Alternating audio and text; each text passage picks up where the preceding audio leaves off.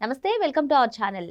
కోనసీమ జిల్లా రాజోలు నియోజకవర్గం శివకోడూరులో Andhra Pradesh deputy CM Pawan Kalyan గారు పల్లె పండుగ 2.0 పేరిట బహిరంగ సభ ఏర్పరిచారు. మరి ఈ సభా వేదికగా వైసీపీకి గట్టి హెచ్చరికలు కూడా ఆయన జారీ చేశారు. వైసీపీ నేతల బుద్ధులు బూతులు మారడం లేదని, సోషల్ మీడియాలో కూడా పేటరేగిపోతున్నారని, వాటన్నిటిని క్షుణ్ణంగా గమనిస్తున్నామని, తీరు మార్చుకోకపోతే పవన్ కళ్యాణ్లో గట్టితనం చూస్తారని చెప్పి ఆయన కామెంట్స్ చేశారు. అంతేకాకుండా 2029లో ఏదైతే వైసీపీ వస్తుందని ఆ పార్టీ నేతలందరూ చెప్తూ ఉన్నారో వచ్చే ప్రసక్తే లేదని రాజోలు గడ్డ మీద నుంచి చెప్తున్నానని చెప్పి ఆయన చేసినటువంటి కామెంట్స్ని ఏ విధంగా చూడాలి తెలుసుకునే ప్రయత్నం చేద్దాం.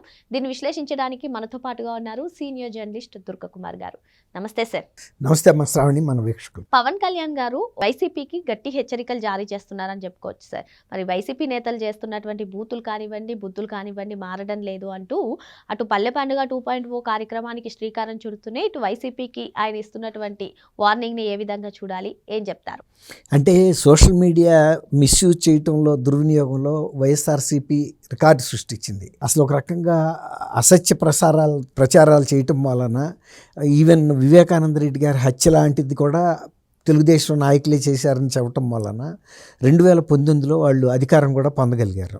దాంతో వాళ్ళకి సోషల్ మీడియాని ఎంత బాగా దుర్వినియోగం చేస్తే మనకు అంత ప్రయోజనం కలుగుతుందనే భావనలో ఉన్నారు. ఇది సుప్రీంకోర్టు వరకు కూడా వెళ్ళింది. సుప్రీంకోర్టు న్యాయమూర్తులు కూడా వాళ్ళు కొన్ని వ్యాఖ్యలు చేశారు. వైఎస్ఆర్సీపీ నాయకులు బెయిల్ కోసం వెళ్తే మీరు పెడుతున్న పోస్టులు మేము కూడా చూస్తున్నాము. హైకోర్టులో కూడా అదే పరిస్థితి వచ్చింది.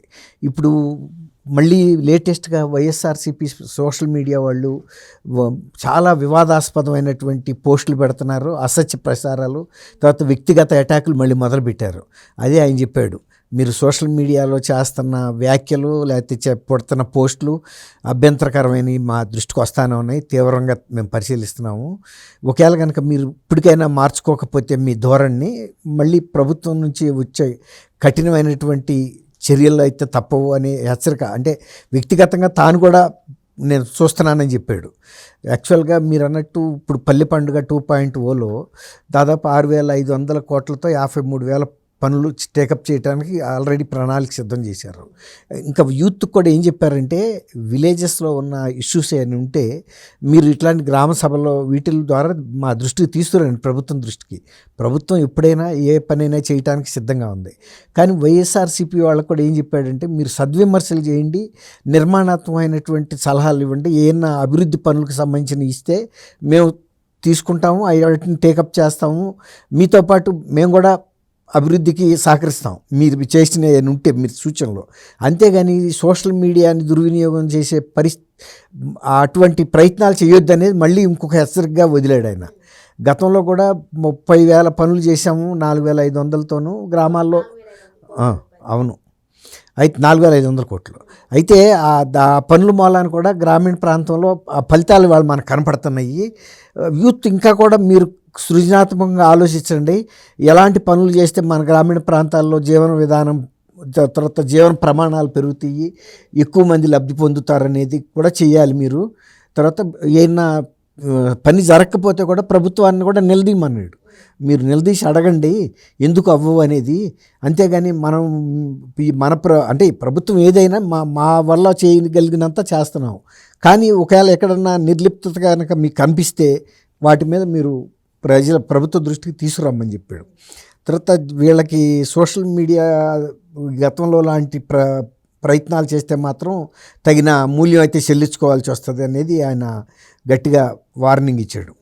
విలేజెస్లో ఉన్న ఏ సమస్య కూడా ప్రభుత్వ దృష్టికి వచ్చిన తర్వాత అది ఎటువంటి సమస్య అయినా కూడా ప్రభుత్వం టేకప్ చేస్తుంది, పరిష్కరించే వరకు కూడా మేము కూడా దాని మీద శ్రద్ధ పడతామని శివకోడులో ఆయన ఇష్టాగోష్ఠిగా మాట్లాడాడు రాజోలు నియోజకవర్గం. అది అట్లా. తర్వాత ఇంకోటి ఏంటంటే, 15 ఏళ్ల పాటు మీరు కనీసం కూటమికి అవకాశం ఇస్తే తను చేయగలిగిన పనులన్నీ చేసి చూపిస్తుంది. ఇప్పటికీ 17 నెలలు 18 నెలల్లో కూడా మా వంతు ప్రయత్నంగా మార్పు అనేది గ్రామాల్లో కనిపిస్తుంది.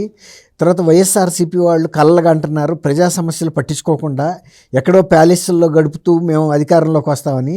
2024లో కన్న కళ్ళలాగానే ఉన్నాయి తప్ప 2019 నుంచి 24 వరకు చేసింది ఎలాంటి శూన్యం. దాంతో ప్రజలకు కూడా అర్థమైంది.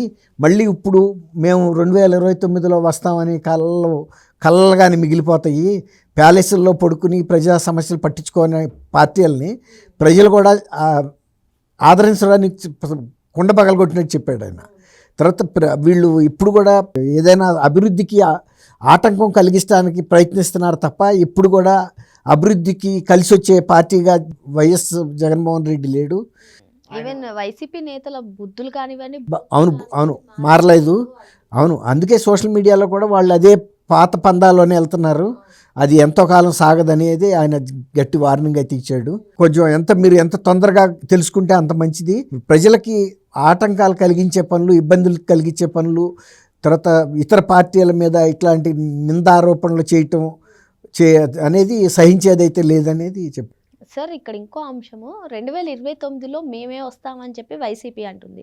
రాజోల్ గడ్డ మీద నుంచి సవాల్ విసురుతున్నా, గట్టిగా చెప్తున్నా అది జరగని పని, అది అసలు జరిగే ప్రసక్తే లేదని చెప్పి పవన్ కళ్యాణ్ గారు చెప్తున్నారు. ఏంటి, ఏ విధంగా చూడాలి వీళ్ళు ఇద్దరిది బేరీజ్ వేసుకుంటే? అంటే జగన్మోహన్ రెడ్డి గారు పనితీరు చూసిన తర్వాత ఆయనకు ఒక అవగాహనకు వచ్చేసాడు పవన్ కళ్యాణ్ కూడా. పవన్ కళ్యాణ్ గారిని కిందసారి ఎంత ట్రోల్ చేశారో ఆయన అంత ట్రోలింగ్ ఎవరికి జరగల. అటువంటి పార్టీని ప్రజలు చీత్కారం చేసిన తర్వాత అదే పందాలో వెళ్తున్న ఈ పార్టీకి 2029లో మాత్రం ఎందుకు అధికారం ఇస్తారు? కూటమి ప్రభుత్వం ప్రజల్లో మమేకమై తిరుగుతున్నాం మేము, మా సమస్యలు అన్నట్టుగా మేము చేస్తున్నాం. రాష్ట్రంలో విజిబిలిటీ అంటే అభివృద్ధి అనేది స్పష్టంగా ఆ మార్పు కనిపిస్తూ ఉంది. కాబట్టి వీళ్ళు 29లో కాదు ఇంకా 3-4 సార్లు ఎన్నికలు జరిగినా కూడా వైఎస్ఆర్సీపీకి ప్రజలకు దగ్గరికి వెళ్ళలేరు. వాళ్ళు ప్రజల సమస్యల మీద దృష్టి పెట్టట్లేదు.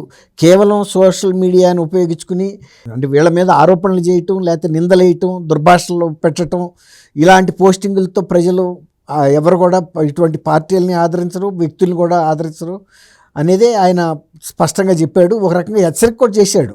ఇక ఇదే ఫైనల్ వార్నింగు, ఇట్లాంటివి కనుక మీరు చేస్తే కనుక మేము కూడా మా శక్తి ఏంటో మీకు చూపిస్తాము, గతంలో కన్నా కూడా ఈసారి వేరేగా ఉంటుందన్న ఇది ఇచ్చాడు సూచనప్రాయంగా గట్టి వార్నింగ్ అయితే ఇచ్చారు. మరో అంశంతో మళ్ళీ కలుద్దాం. Thank you sir. Thank you అమ్మ శ్రావణి, మన వీక్షకులు.